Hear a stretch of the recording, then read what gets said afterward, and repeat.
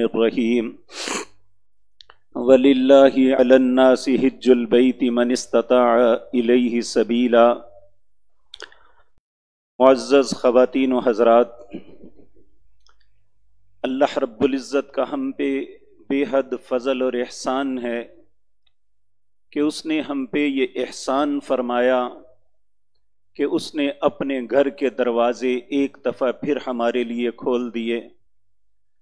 مبارکباد کے مستحق ہیں وہ میرے بہن بھائی جنہیں اللہ نے اس سال اپنے عزت والے گھر کے حج کی زیارت کی توفیق بخشی ہے۔ جو بھی انسان اللہ کے گھر میں حج یا عمرے کے لیے جاتا ہے اسے چاہیے کہ وہ پہلے مناسک حج کو سیکھے۔ سیدنا ابراہیم علیہ السلام نے جب اللہ کے اس گھر کو بنایا تو اس کے بعد جہاں دوسری دعائیں کی اور وہاں یہ بھی دعا تھی، ارینا مناسکنا وتب علینا انک انت التواب الرحیم۔ اے میرے مالک، مجھے اس گھر میں عبادت کے طریقے سکھا دے کیونکہ تو ہی رحمان و رحیم ہے۔ اور اسی طرح ہمارے پیارے نبی جناب محمد الرسول اللہ صلی اللہ علیہ وسلم نے جب حج کیا تو لوگوں کو مخاطب ہو کے یہ بات کہی تھی، خذوا عنی مناسککم، لوگوں مجھ سے حج کے طریقے سیکھ لو، کیونکہ یہ ایک اسلام کے اندر سب سے اہم عبادت ہے۔ نبی کریم صلی اللہ علیہ وسلم نے ارشاد فرمایا، حضرت عبداللہ بن عمر رضی اللہ تعالی عنہ اس حدیث کے راوی ہیں، آواز تھوڑی سی کم کریں۔ آپ نے فرمایا، نبی کریم نے ارشاد فرمایا، بنی الاسلام علی خمس، اسلام 5 چیزوں سے بنتا ہے۔ نمبر 1، شہادت اللہ الہ الا اللہ وَأَنَّ مُحَمَّدَ الرَّسُولُ اللہ، کہ ہم اس بات کی شہادت دیں کہ اللہ کے علاوہ ہمارا کوئی الہ نہیں ہے، اور اس کائنات میں ہمارے رہبر اور رہنما اگر ہیں تو جناب محمد الرسول اللہ، وہ اللہ کے رسول اور اس کے بندے ہیں۔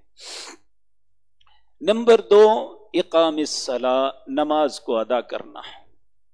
ایک دن اور رات میں اللہ رب العزت نے ہر مسلمان کے اوپر 5 نمازیں فرض کی ہیں۔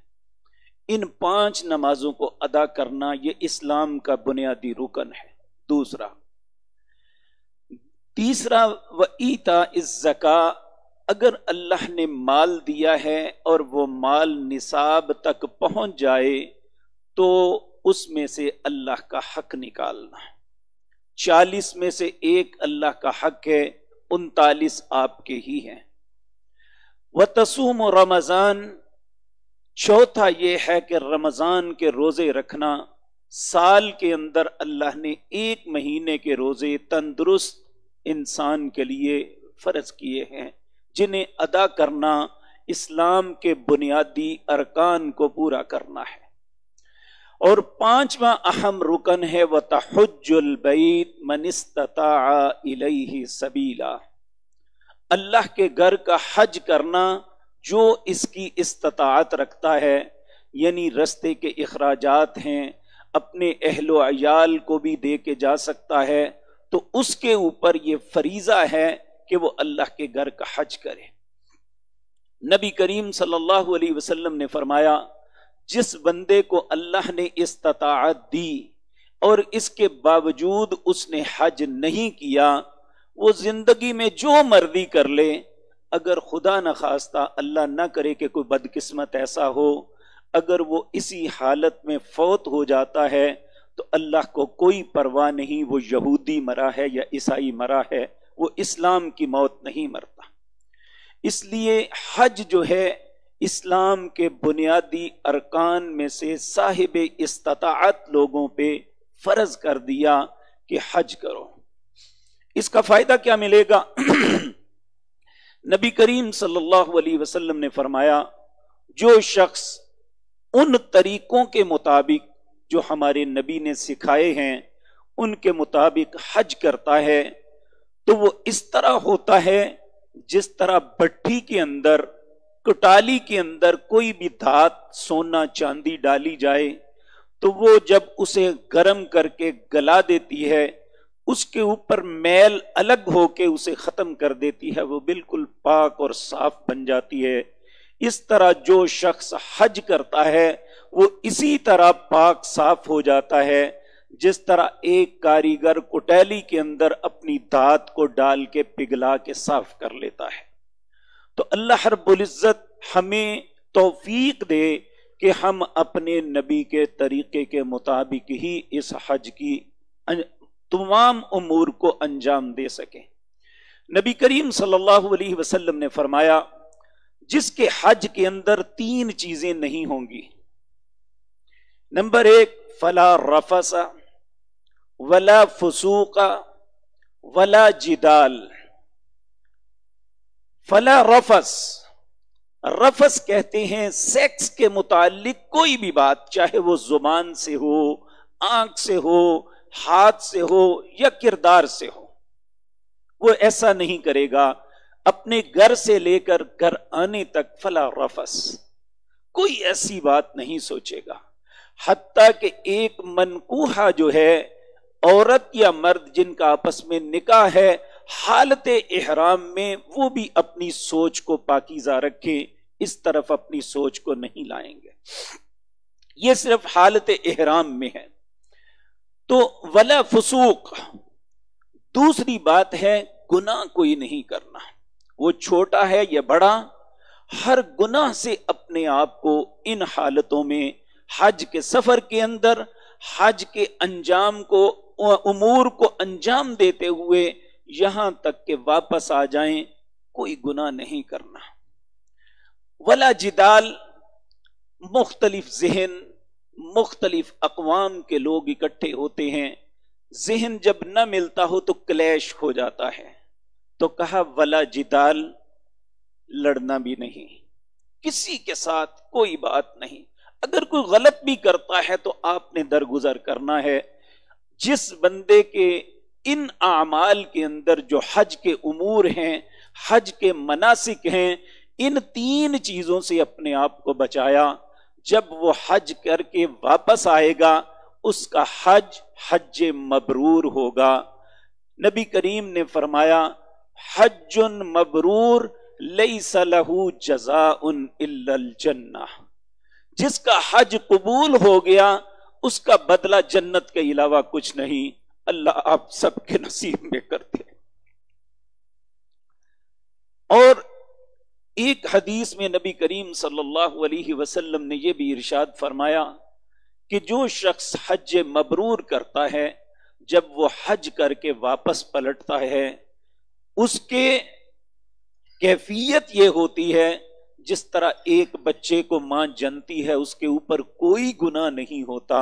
अल्लाह इस तरह उस ईमानदार मर्द और उस ईमानदार औरत के गुनाहों को इस तरह साफ कर देता है कि जिस तरह आज ही उसकी मां ने उसे जना था।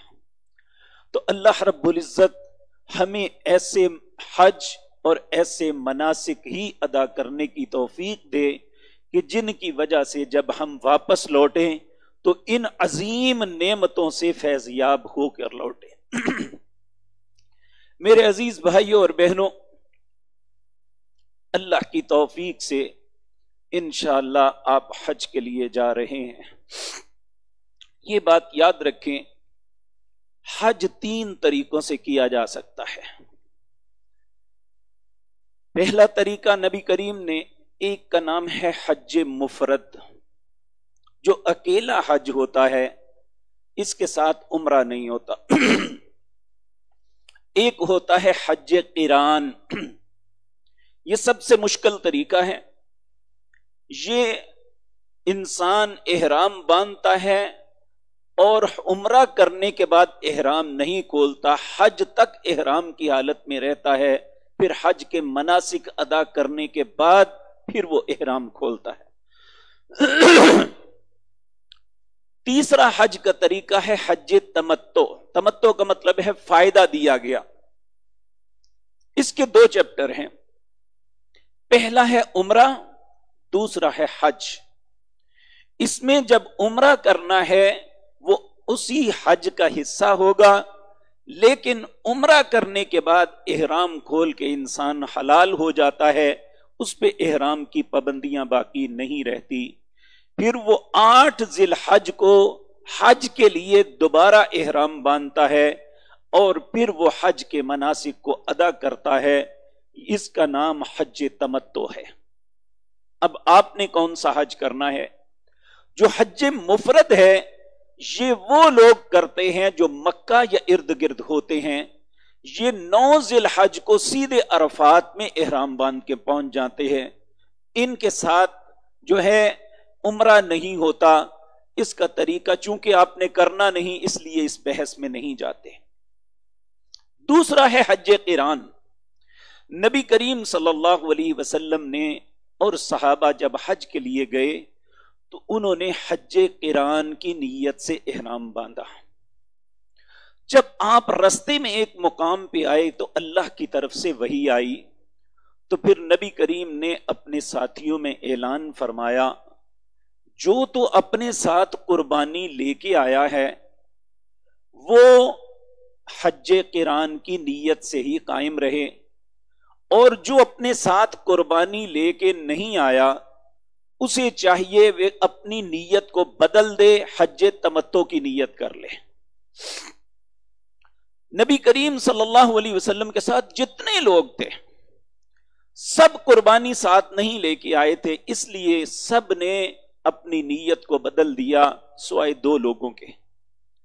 ایک نبی کریم صلی اللہ علیہ وسلم کی اپنی ذات، وہ اپنی قربانی ساتھ لے کے آئے تھے، اور دوسرے حضرت ابو طلحہ تھے انصاری رضی اللہ تعالی عنہ، یہ بھی اپنی قربانیاں ساتھ لے کے آئے تھے. ان 2 لوگوں نے اپنی نیت قران کی رکھی، باقی سب کی نیت تمتع کی ہو گئی. اس لیے علماء امت جو ہیں ان کا اس بات پہ اتفاق ہے کہ اس وقت سب سے بہترین حج جو ہے نبی کریم کے حکم کے مطابق وہ حج تمتع ہے. اس لیے آپ نے جو حج کرنا ہے اس حج کا نام حج تمتع ہے جس میں فائدہ دیا گیا ہے. تیسرے سیدنا علی رضی اللہ تعالیٰ عنہ، نبی صلی اللہ علیہ وسلم نے حضرت علی کو یمن بھیجا تھا کہ وہاں سے اونٹ خرید کے لائے میرے لیے. حضرت علی وہاں سے اونٹ لے کے آئے اور انہوں نے پھر جب میقات آیا تو وہاں آ کے احرام باندھنے کے لیے نیت کی، اے اللہ میں اسی نیت سے احرام باندھتا ہوں جس نیت سے نبی کریم صلی اللہ علیہ وسلم نے باندھا تھا. اس لیے پورے حج کے اندر 1 لاکھ سے زیادہ انسان تھے، سب نے حج تمتع کیا سوائے 3 انسانوں کے. ایک نبی کریم صلی اللہ علیہ وسلم، ایک سیدنا علی رضی اللہ تعالی عنہ، اور ایک حضرت ابو طلحہ رضی اللہ تعالی عنہ. اب حج تمتع کیا ہے، اسے کیسے کرنا ہے، کیسے پرفارم کرنا ہے، اس کے لیے ہم اپنے گھر سے آغاز کرتے ہیں. ایک مسافر جب اپنے گھر سے نکلتا ہے، نبی کریم صلی اللہ علیہ وسلم نے ارشاد فرمایا اس کے گھر کے دروازے کے اوپر اللہ ایک فرشتے کو بھیجتے ہیں جس کے ہاتھ میں ایک سفید جھنڈا ہوتا ہے، امن والا. سفید جھنڈا امن کی علامت ہے. اور جب انسان اپنے گھر سے نکلتے ہوئے یہ کلمات پڑھ کے نکلتا ہے، بسم اللہ توکلت علی اللہ لا حول ولا قوت الا باللہ، اللہ کے نام سے شروع کرتا ہوں اور اللہ کی ذات پہ میرا بھروسہ ہے، نیکی اور برائی کو گھیرنے والی قوت اللہ کے علاوہ کوئی نہیں ہے. پھر وہ یہ پڑھتا ہے اللہم انی اعوذ بک ان اذل او اذل او اذل او اضل، پہلے ذا کے ساتھ، دوسرا ضاد کے ساتھ. اے اللہ میں اس بات سے تیری پناہ چاہتا ہوں کہ میں پھسل جاؤں، اور اس بات سے بھی تیری پناہ چاہتا ہوں کوئی مجھے پھسلا دے. او اذلہ او اضلہ ضال کے ساتھ، میں گمراہ کر دیا جاؤں یا میں کسی کو گمراہ کر دوں، او اظلما او اظلما، یا میں کسی پہ ظلم کروں یا کوئی مجھ پہ ظلم کرے، او یجہل او یجہل علیہ، میں کسی کے ساتھ جہالت سے پیش آؤں یا کوئی میرے ساتھ جہالت سے پیش آئے۔ یہ نبی کریم جب بھی اپنے گھر سے کسی سفر کا آغاز کرتے تو ان کلمات کو پڑھتے ہوئے نکلتے۔ پھر اس کے بعد آپ نے کسی سواری پہ سوار ہو کے جانا ہے تو نبی کریم صلی اللہ علیہ وسلم سواری پہ سوار ہوتے ہوئے یہ پڑھتے، سبحان الذی سخر لنا ھذا، سبحان الذی سخر لنا ھذا وما كنا له مقرنین وإنا إلى ربنا لمنقلبون۔ یہ اس لیے پڑھتے کہ اللہ سورت یاسین کے اندر فرماتے ہیں، وآیۃ لہم انا حملنا ذریتہم فی الفلک المشحون وخلقنا لہم من مثلہ ما یرکبون وإن نشأ نغرقہم فلا صریخ لہم ولا ہم ینقذون الا رحمتا منا ومتاعا الی حین۔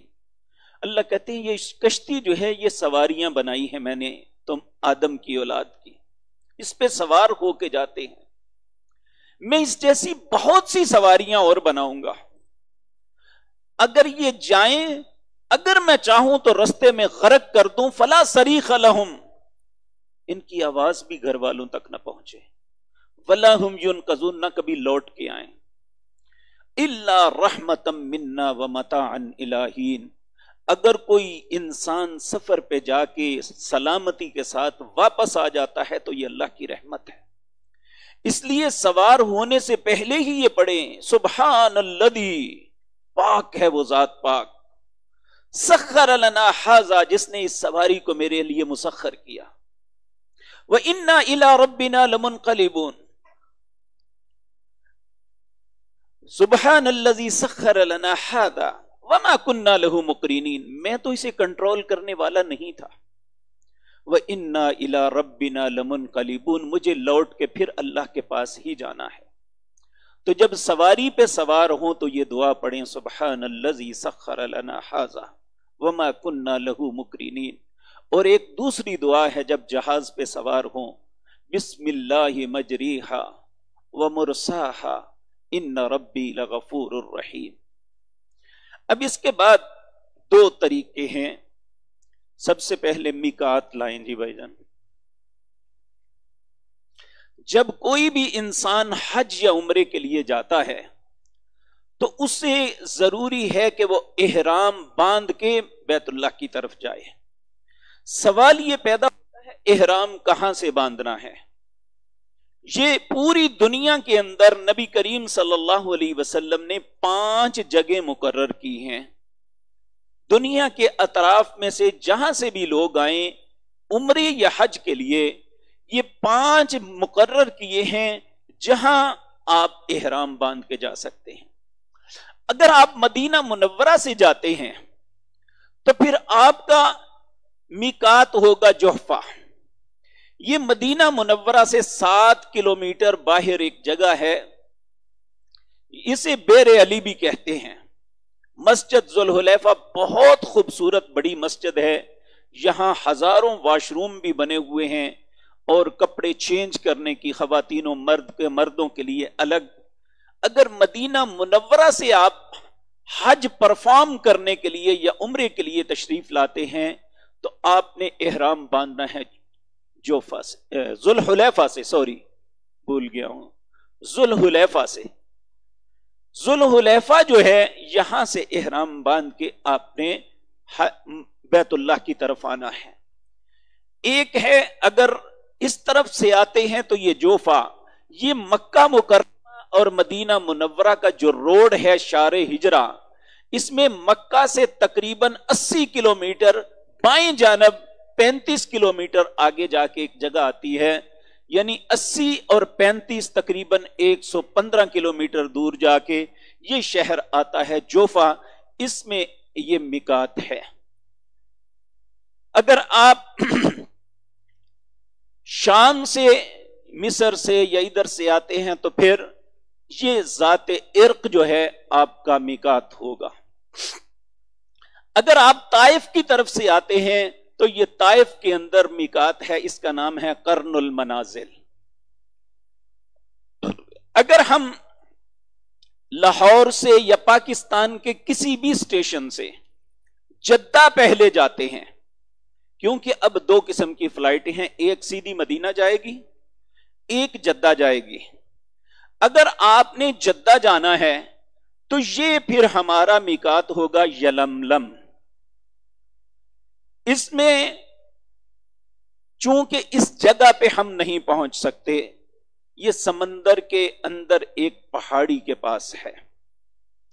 یہ جہاز جدے میں اترنے سے 35 منٹ پہلے اس جگہ کے اوپر سے جہاز گزر کے جدہ پہنچتا ہے. اگر آپ نے جدہ جانا ہے تو پھر آپ احرام اس اسٹیشن سے، اس ایئرپورٹ پہ ہی اپنا بدل لیں گے، لیکن وہ صرف لباس کو تبدیل کرنا ہے. احرام کی شرائط یہیں پہ شروع ہوں گی، یہیں پہ جا کے آپ نے نیت کرنی ہے. اس سے پہلے صرف لباس تبدیل کرنا ہے.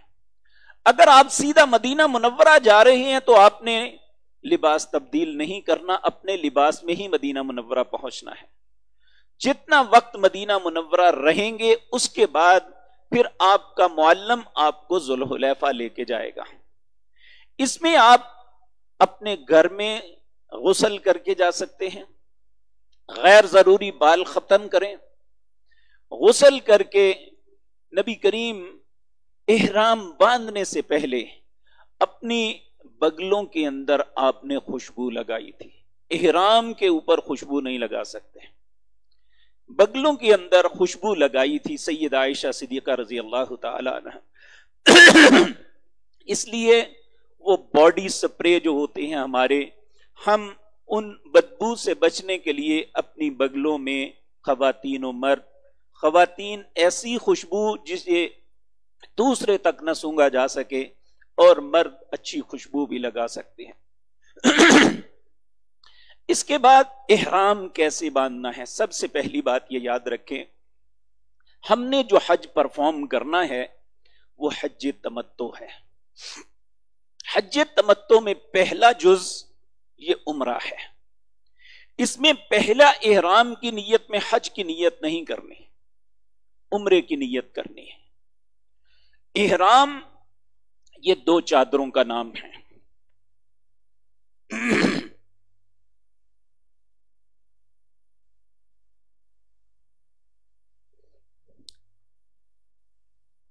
یہ مردوں کے لیے دو چادریں ہیں، ایک تہمت کی طرح آپ نے باندھ لینا ہے، کسی ضروری نہیں آپ اس طرح لپیٹ کے جائیں، باندھا تھا. اور دوسری چادر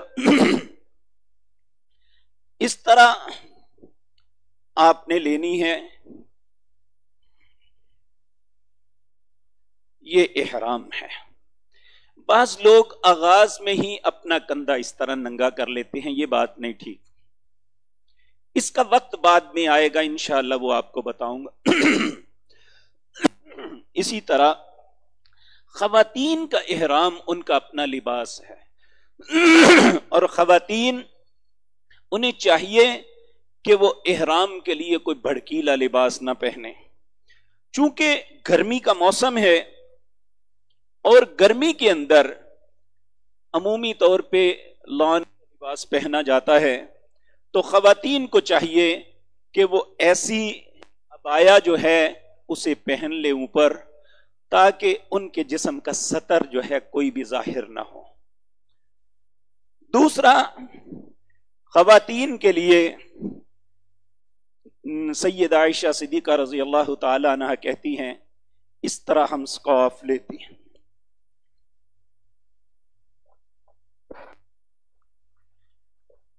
اس سے تھوڑا سا گونگٹ ہو، اور بعض علماء کے نزدیک چونکہ رش بہت ہوتا ہے وہ اب چہرے پہ کپڑا رکھنے کے بھی قائل ہیں. نبی صلی اللہ علیہ وسلم نے نقاب سے منع کیا تھا. حضرت عائشہ صدیقہ رضی اللہ تعالی عنہا کہتی ہیں جب مردوں کی کوئی جماعت آتی تو ہم اپنے اس طرح سامنے کر لیا کرتے تھے. خواتین کا یہ احرام ہے تو یہ اس طرح یہ خواتین کا احرام کی ایک تصویر ہے سامنے آپ کے. تو یہ احرام باندھنا ہے. اگر تو آپ میقات پہ ہی احرام باندھا ہے تو اس وقت آپ نے اپنے لیے نیت کرنی ہے اللہم لبیک عمرتن، اے اللہ میں عمرے کے لیے حاضر ہوں. پھر آپ نے تلبیہ پکارنا ہے لبیک اللہم لبیک لبیک لا شریک لک لبیک ان الحمد والنعمت لک والملک لا شریک لک. اگر آپ نے لاہور سے، سیالکوٹ سے یا کسی اور اسٹیشن سے احرام باندھا ہے، میرے بیٹے سامنے نہ ہو یا کٹ جاتی ہے، سامنے نہ ہو.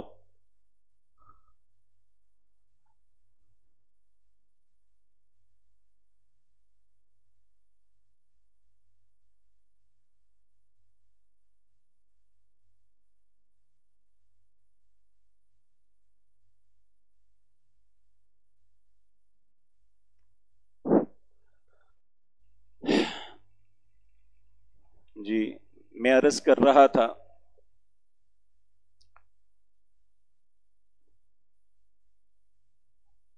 کیا بات کر رہا تھا جی ہاں، لاہور یا سیالکوٹ سے جاتے ہیں انہوں نے احرام کا لباس تو تبدیل کر لینا ہے، لیکن نہ ان پہ احرام کی ابھی شرائط ہیں نہ ابھی نیت کرنی ہے. اس لیے یہیں پہ نفل پڑھ لینے یہ سارا کچھ کرنا. اور دوسری بات یہ یاد رکھیں احرام کے لیے نبی کریم نے کوئی اسپیشلی نفل پڑھنے کا حکم نہیں دیا. اگر آپ کے لیے ممکن ہے آپ احرام کسی فرض نماز کے فوراً باندھیں، یہ نبی کریم کی سنت ہے. نبی کریم صلی اللہ علیہ وسلم نے جب بھی عمرے یا حج کے لیے احرام باندھا تو آپ صبح نکلے، ظہر کی نماز آپ نے ذوالحلیفہ میں پڑھی اور اس کے بعد احرام باندھ کے آپ چل پڑے. اگر نماز ممکن ہے تو نماز، فرض نماز کے فوراً بعد احرام باندھے. تو نیت آپ نے اگر ان اسٹیشنوں سے جاتے ہیں تو نیت میقات پہ جا کے کرنی ہے جو یلملم ہے. یہ آپ کو جہاز کا کیپٹن جو ہے اس جگہ سے 10 منٹ 15 منٹ پہلے انفارم کرے گا کہ اب سے 10 منٹ بعد یا 15 منٹ بعد ہم اس مقام کے اوپر سے گزریں گے جو میقات ہے. جب آپ ٹائم کے مطابق دیکھیں گے کہ وہ وقت ہو گیا تو آپ نے فوراً اللہم لبیک عمرتن یہ کہہ کے پھر تلبیہ پکارنا شروع کر دینا ہے اور یہ تلبیہ پڑھتے رہنا ہے.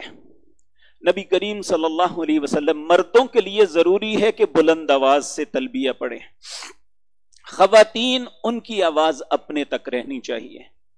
نبی کریم نے فرمایا جب کوئی انسان تلبیہ پکارتے ہوئے چلتا ہے اس کے دائیں جانب جہاں تک دنیا ہے، بائیں جانب جہاں تک دنیا ہے، ہر پتھر، ہر ریت مٹی کا ذرہ، ہر درخت کا پتا اور ٹہنی اس کے ساتھ تلبیہ پکارتے ہیں.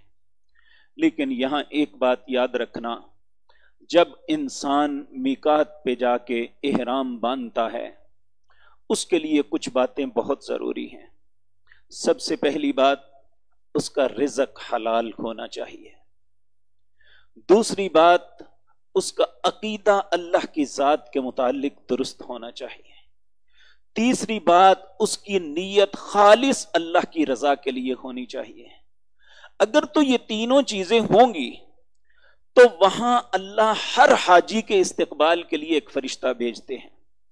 اگر تو وہ ان تینوں شرائط پہ پورا اترتا ہے، اس کا رزق بھی ٹھیک ہے، اس کا عقیدہ بھی ٹھیک ہے، اس کی نیت بھی خالص ہے، تو آنے والا فرشتہ اسے کہتا ہے لبیک وسعدیک، تیری حاضری کو قبول کیا جاتا ہے اور تیرے لیے خوش نصیبی کے دروازے کھول دیے جاتے ہیں. اور اگر خدا نخواستہ اللہ نہ کرے ہمارے کسی کے ساتھ ایسا معاملہ ہو، اگر رزق درست نہیں ہے، اگر عقیدہ درست نہیں ہے، اگر نیت درست نہیں ہے، تو وہ فرشتہ وہیں سے کہے گا لا لبیک وسعدیک، تیری حاضری کوئی قبول نہیں اور تیرے لیے کوئی خوش نصیبی کا دروازہ نہیں کھولا جائے گا۔ اللہ معاف فرمائے کسی مسلمان کے ساتھ ایسا معاملہ نہ ہو۔ تو یہ تلبیہ پکارتے ہوئے آپ وہاں ایئرپورٹ پہ اتریں گے۔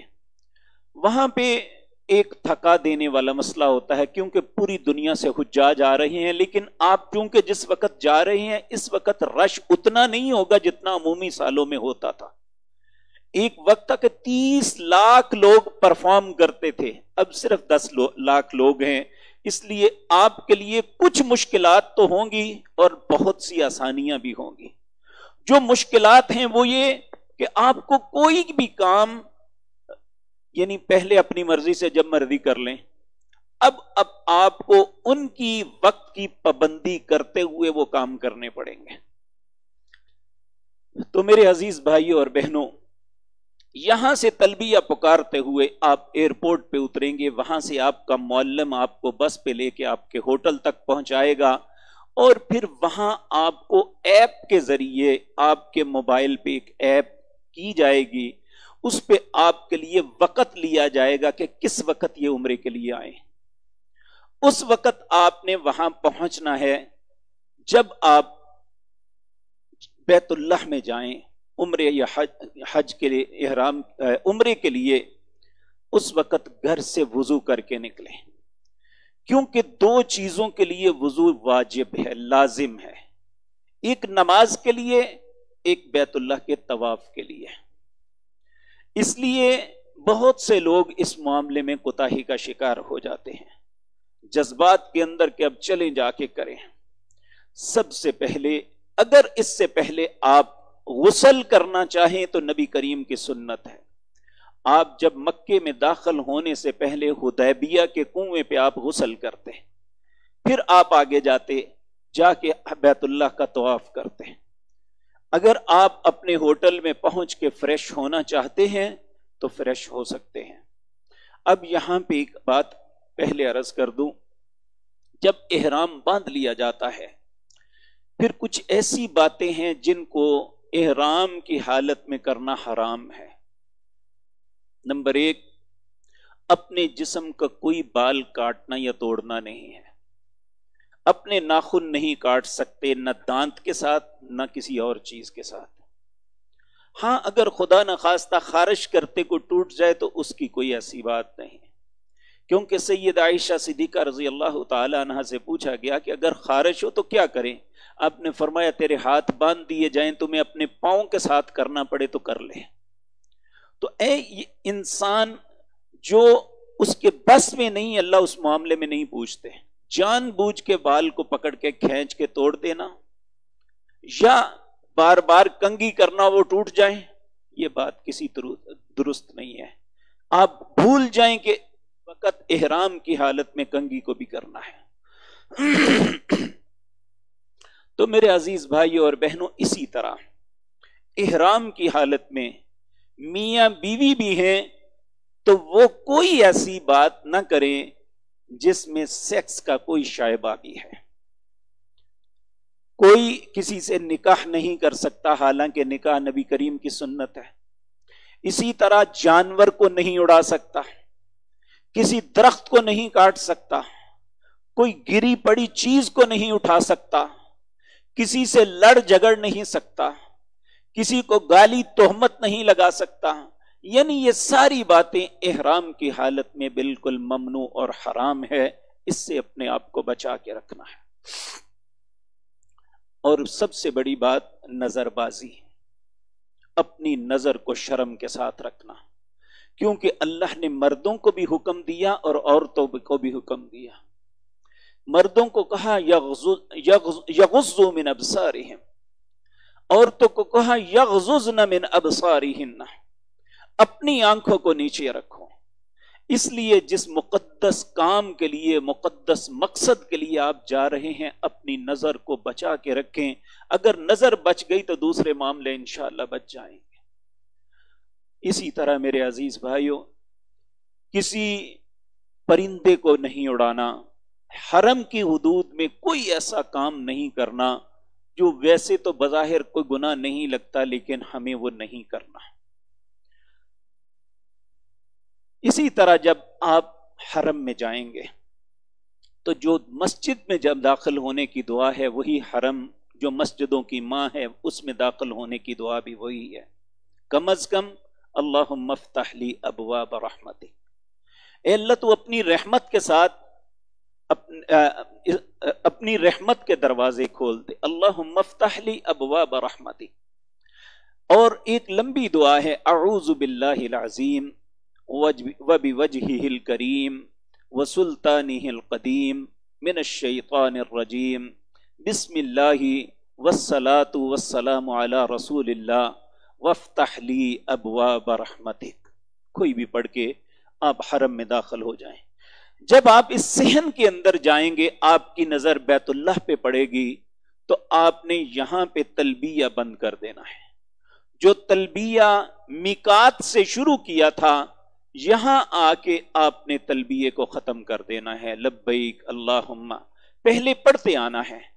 اب یہاں جو آپ نے عمرے کا پہلا طواف کرنا ہے اس طواف کا نام ہے طواف قدوم، قاف دال واو میم، قدوم، یہ پہلا طواف قدوم ہے۔ اس میں نبی کریم صلی اللہ علیہ وسلم جب آئے تو آپ نے فرمایا اپنے کندھوں کو ننگا کر لو، دایاں کندھا ننگا کر کے مرد نے اپنی چادر اس طرح کر لینی ہے۔ یہ کیوں کرنی ہے؟ اس لیے کرنی ہے کہ جب نبی کریم عمرۃ القضاء کے لیے آئے تو کفار نے تانا دیا کہ مدینے کے بخار نے مسلمانوں کے کندھوں کو جھکا دیا۔ نبی کریم نے فرمایا کندھا ننگا کرو اور اکڑ کے چلو۔ اس طواف قدوم کے اندر پہلے 3 چکر جو آپ نے لگانے ہیں، پہلی بات تو یہ کہ یہ بیت اللہ کے 4 کونے ہیں، 1 2 3 4۔ اب چونکہ ان کے گرد بیت اللہ کے قریب آپ نہیں جا سکیں گے، ان کے گرد حصار بنا دیا گیا ہے آگے۔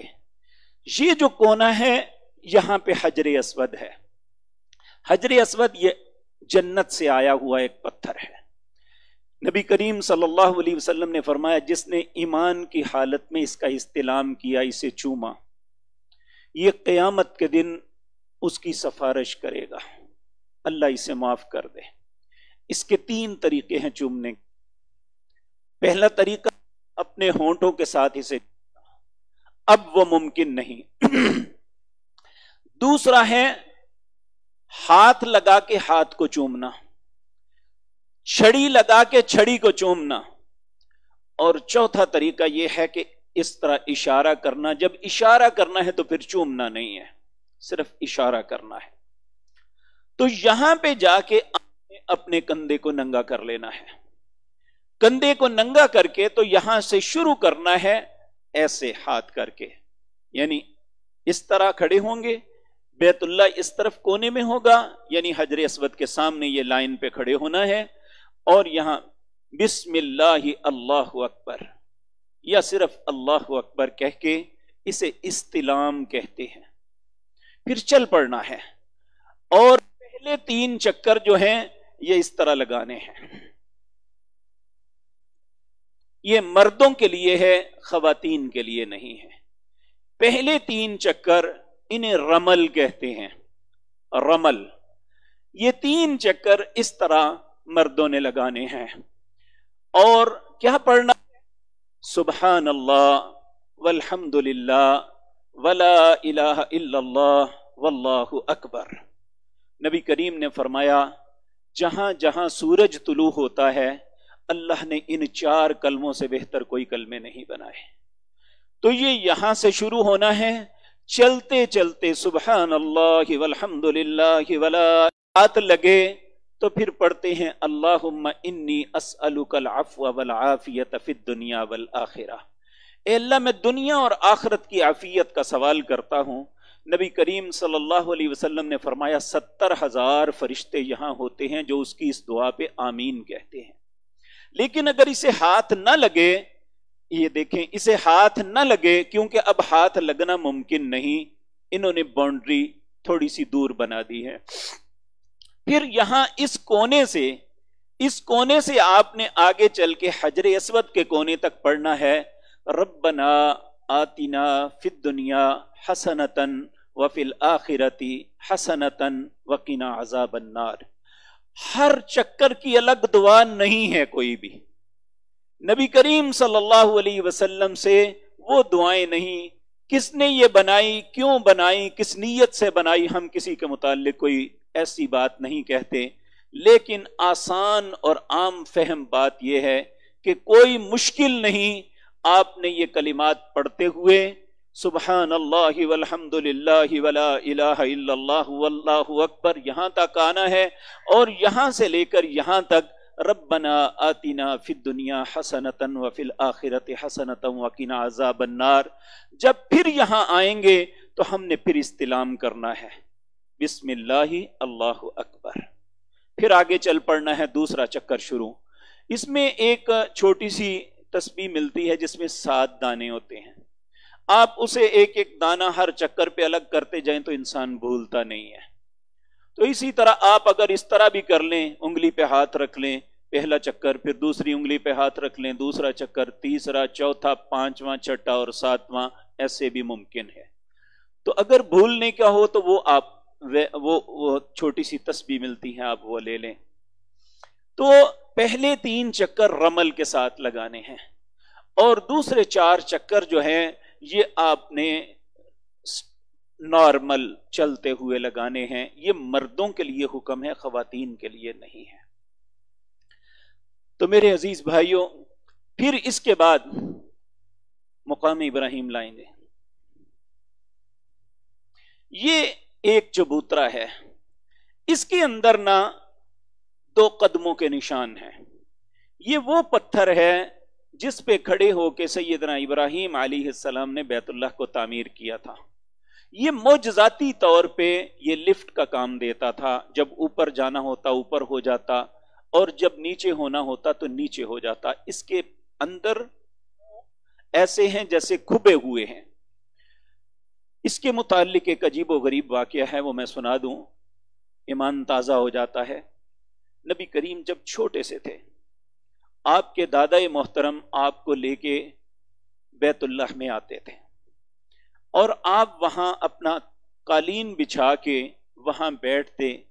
آپ کے بیٹوں میں سے کسی میں یہ جرت نہیں ہوتی کہ اپنے بابا کے ساتھ بیٹھتا، نبی کریم ہمیشہ آپ کی گود میں جا کے بیٹھتے تھے۔ ان کے بیٹے یہ انہیں الگ کرنے کی کوشش کرتے تو عبد المطلب کہتے اس میرے بیٹے کو منع نہ کرو، یہ جیسے بھی کرتا ہے، اللہ نے آپ کو منفرد بنایا تھا۔ ایک دن ایک شخص طواف کرتے ہوئے، اس نے طواف کیا تو آ کے نہ اس بچے کو غور سے دیکھنے لگا، پھر دوسرا چکر لگایا، پھر آ کے غور سے دیکھنے لگا۔ جب 2-3 دفعہ ایسا ہوا تو عبد المطلب نے پوچھ لیا کیا مسئلہ ہے تمہیں؟ کہنے لگا سردار یہ کون ہے بچہ؟ انہوں نے کہا میرا پوتا ہے۔ کہا میں ایک بات کہنا چاہتا ہوں آپ سے، میں ایک کھوجی ہوں جو قدموں کے نشانات پہچانتا ہے۔ کہنے لگا اس گھر کے عزت والے رب کی قسم، وہ جو قدم مقام ابراہیم کے اندر ہیں اور اس بچے کے قدم بالکل ایک جیسے ہیں۔ نبی کریم صلی اللہ، حالانکہ آپ بچپن میں چھوٹے سے تھے، کہنے لگا ان کے قدم اور وہ قدم بالکل ایک جیسے ہیں۔ تو یہ مقام ابراہیم کے متعلق اللہ نے فرمایا وَاتَّخِذُوا مِن مَّقَامِ إِبْرَاهِيمَ مُصَلًّى، یہ مقام ابراہیم کو جائے نماز پکڑنا۔ جب آپ 7 چکر لگا لیں گے تو یہ بیت اللہ اور اس کو درمیان میں رکھتے ہوئے پیچھے آپ 2 نفل پڑھیں گے اس طواف کی نیت سے، اور جب آپ نے نفل پڑھنے ہیں اس سے پہلے جو آپ نے کندھا ننگا کیا ہوا تھا اسے ڈھانپ لینا ہے۔ 7 چکر لگانے کے بعد اپنے کندھے کو ڈھانپ لینا ہے۔ 2 نفل پڑھنے ہیں نبی کریم صلی اللہ علیہ وسلم ان نفلوں کے اندر پہلی رکعت میں قل یا ایھا الکافرون پڑھتے ہیں، اور دوسری رکعت میں قل ھو اللہ احد کی تلاوت فرماتے ہیں۔ اس کے بعد چاہیے تو یہ کہ ملتزم لائیں۔ یہ بیت اللہ کا دروازہ ہے اور یہ اس کے تھوڑی سی جگہ ہے، اس جگہ کو کہتے ہیں ملتزم، چمٹنے کی جگہ. یہ وہ جگہ ہے جہاں نبی کریم صلی اللہ علیہ وسلم اس طرح اپنا دایاں گال لگا کے، اس طرح دونوں ہاتھ اپنا سینہ مبارک ساتھ لگا کے دعا کرتے. اور یہ وہ جگہ ہے، یقین جانیے اگر یہ نصیب ہو جائے تو کوئی بھی دعا مانگی جائے اللہ قبول کر لیتے ہیں. لیکن اب چونکہ یہاں تک جانا ممکن نہیں، آپ وہاں پہ جہاں آپ نے 2 نفل پڑھے ہیں وہیں پہ دعا کریں. جو آپ کی حاجت ہے، جو خواہش ہے اپنے لیے، اپنے والدین کے لیے، اپنے گھر کے لیے، اپنی اولاد کے لیے، اور اسی طرح اپنے وطن کے لیے اللہ سے دعا مانگے. اللہ رب العزت سب کو دنیا اور آخرت میں عافیت عطا فرمائے. یا جو بھی آپ کی حاجت ہے آپ دعائیں مانگیں. جب آپ یہاں سے فارغ ہو جائیں گے تو پھر اسی طرح بالکل یہاں پہ پانی پینا ہے. اب یہ کولر نہیں ہے، آپ کو مختلف جگہوں پہ اس طرح بوٹلز ملیں گی.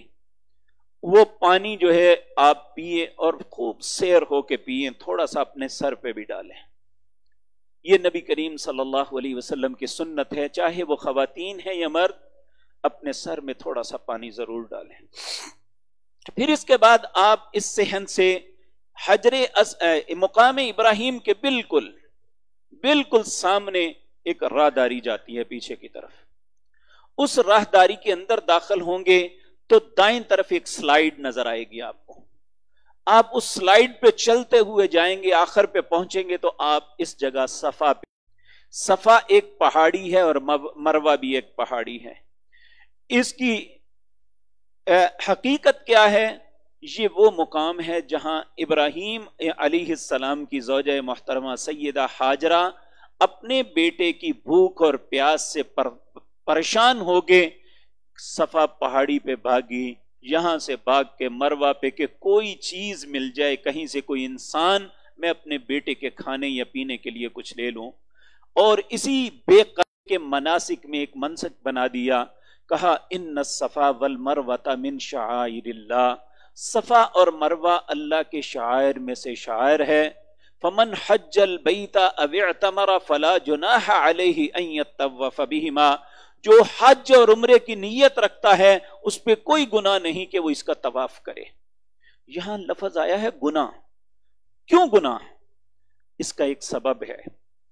بیت اللہ کے اندر نبی کریم کے زمانے سے پہلے ایک لڑکے اور لڑکی نے، لڑکی کا نام نائلہ تھا، لڑکے کا نام اسحاف تھا. ان بد نصیبوں نے بیت اللہ کے حرم کی مسجد کے اندر کسی کونے میں بدکاری کی. اللہ نے دونوں کو پتھر کا بنا دیا. پھر لوگوں کے لیے بطور عبرت ایک کو صفا پہ نصب کر دیا، ایک کو مروہ پہ. پھر لوگ صفا مروہ کی صحیح نہیں کرتے تھے کہ یہ تو نائلہ اور اسحاف کی بدکاری کا نشان ہے. حالانکہ یہ بدکاری کا نشان نہیں تھا، یہ صرف ان کے جو مجسمے یا ان کا جو پتھر کیے ہوئے جسم تھے بطور عبرت لگائے ہوئے تھے، جو نبی صلی اللہ علیہ وسلم نے ڈیمولش کر دیے، ختم کر دیے. تو اللہ نے کہا ان الصفا والمروۃ، جب یہ صفا پہ پہنچے تو اس وقت یہی آیت پڑھیں. اگر آتی ہے تو فبہا، وگرنہ اوپر لکھی ہوئی ہے ان الصفا والمروۃ من شعائر اللہ فمن حج البیت او اعتمر فلا جناح علیہ ان یطوف بہما ومن تطوع خیرا فان اللہ شاکر علیم. پھر اس کے بعد آپ نے اپنا رخ صفا کے پاس اس طرح کھڑے ہو کے اس طرف کر لینا ہے، چونکہ وہ سامنے بیت اللہ نظر آ رہا ہے. اس طرح کر کے پھر یہاں ایسے اپنے ہاتھوں کو بلند کر کے 3 دفعہ کرنا ہے، اللہ اکبر اللہ اکبر اللہ اکبر. پھر 3 دفعہ پڑھنا ہے لا الہ الا اللہ وحدہ لا شریک لہ لہ الملک ولہ الحمد وہو علی کل شیء قدیر. لا الہ الا اللہ وحدہ انجز وعدہ ونصر عبدہ وحزم الاحزاب وحدہ. بعض بہنیں یا بھائیوں کے دل میں خیال آئے گا کہ اگر یہ دعائیں نہیں آتی، ہم انشاءاللہ جو آپ کو کتاب دیں گے اس کے ہر الگ صفحے پہ جہاں جہاں مقام پہ آپ پہنچیں گے اس صفحے پہ اس جگہ کی تصویر بھی ہوگی، وہ دعا بھی درج ہوگی. آپ اسے اپنے ہاتھ میں رکھ لیجئے گا، آپ اسے دیکھ کے بھی پڑھ سکتے ہیں، آپ کے لیے انشاءاللہ کوئی پرابلم نہیں آئے گی. تو جب یہ 3 دفعہ آپ نے پڑھ لینا ہے لا الہ الا اللہ وحدہ لا شریک لہ لہ الملک ولہ الحمد وهو علی کل شیء قدیر لا الہ الا اللہ وحدہ انجز وعدہ ونصر عبدہ وحزم الاحزاب وحدہ. پھر آپ نے اس طرح کھڑے ہو کے دعا مانگنی ہے. یہ اپنی زبان میں مانگ سکتے ہیں. یہ قبولیت کی جگہ ہے. یہاں نبی کریم صلی اللہ علیہ وسلم دیر تک کھڑے ہو کے اللہ سے دعائیں مانگتے رہتے ہیں. جب آپ کا دل دعاؤں سے بھر جاتا پھر آپ یہاں آگے چلنے کے لیے صفا سے آپ دائیں طرف جو رستہ جاتا ہے وہاں سے آپ چلتے ہوئے کہتے ابدأ بما بدا اللہ بھی، میں وہیں سے شروع کر رہا ہوں جہاں سے اللہ نے شروع کروایا تھا. اپنے اس طرف چلتے ہوئے آپ نے چلنا ہے اور درمیان میں پڑھنا ہے رب اغفر ورحم انت العز الاکرم.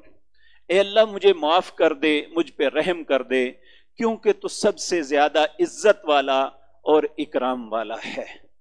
پھر یہاں پہ درمیان میں ایک جگہ آئے گی، یہ اوپر آپ کو چھت نظر آئے، یہاں سبز لائٹیں لگی ہوئی ہیں یہاں سے لے کر یہاں تک. مردوں کے لیے یہ ہے، یہاں سیدہ ہاجرہ بھاگی تھی.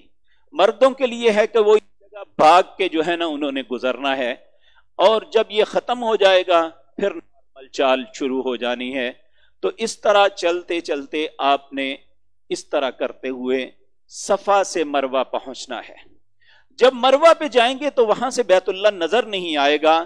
جو لائنیں نماز کے لیے لگی ہوئی ہیں اس لائن پہ کھڑے ہو کے آپ نے اپنا رخ بیت اللہ کی طرف کسی جگہ کھڑے ہو کے کر لینا ہے جہاں پیچھے سے آنے والے لوگوں کا دھکا نہ لگے. ایک سائیڈ پہ ہو کے پھر یہاں پہ کہنا ہے اللہ اکبر اللہ اکبر اللہ اکبر لا الہ الا اللہ وحدہ لا شریک لہ لہ الملک ولہ الحمد وہو علی کل شیء قدیر لا الہ الا اللہ وحدہ انجز وعدہ ونصر عبدہ وحزم الاحزاب وحدہ. پھر دعا مانگنی ہے. پھر مروہ سے واپس پھر پلٹنا ہے صفا کی طرف، اور یہاں سے بھی جو درمیان میں یہ مروہ ہے اور مروہ سے پھر واپس پلٹنا ہے، تو درمیان میں جہاں سبز لائٹیں آئیں گی آپ نے وہاں سے بھاگنا ہے، مردوں نے خواتین نے نہیں. یہ جب صفا سے مروہ پہ پہنچیں گے تو یہ آپ کا ایک چکر ہو جائے گا. مروہ سے پھر واپس صفا پہ آئیں گے تو وہی عمل کرنا ہے. صرف وہ آیت نہیں پڑھنی جو آغاز میں پڑھی تھی، باقی اللہ اکبر اللہ اکبر اللہ اکبر لا الہ الا اللہ وحدہ لا شریک لہ لہ الملک. یہاں جب آئے گی یہ دوسرا ہو جائے گا.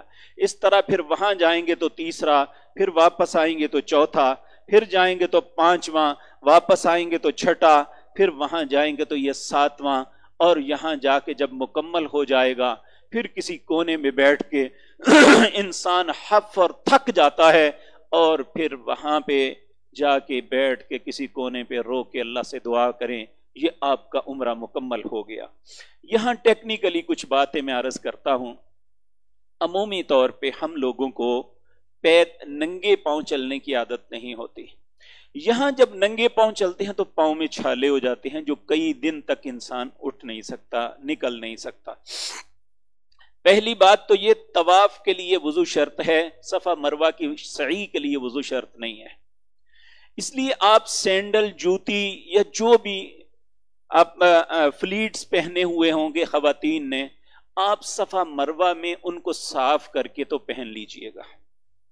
اسی طرح مردوں نے اگر چپل ہے، اگر کوئی سینڈل پہنی ہوئی ہے تو صفا مروہ پہ وہ ننگے پاؤں نہ جائے، کیونکہ چونکہ عادت نہیں ہوتی تو عمومی طور پہ پاؤں جو ہیں یا چھالے ہو جاتے ہیں یا چھل جاتے ہیں پاؤں.